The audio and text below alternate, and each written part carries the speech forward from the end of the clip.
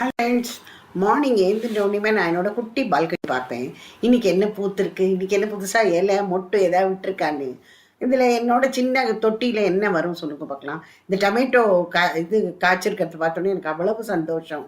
அதே மாதிரி புதினாவும் கொஞ்சம் புதினா கொஞ்சம் இது எல்லாம் போட்டேன். செம்பருத்தி பூ இதெல்லாம்.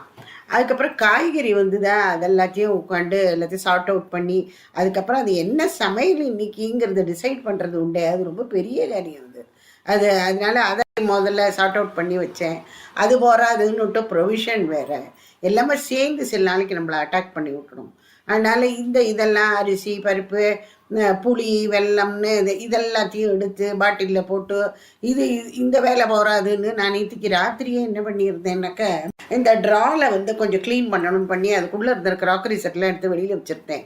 திருப்பி அது எல்லாத்தையும் தொடச்சி உள்ளே வச்சு அது பெரிய வேலை.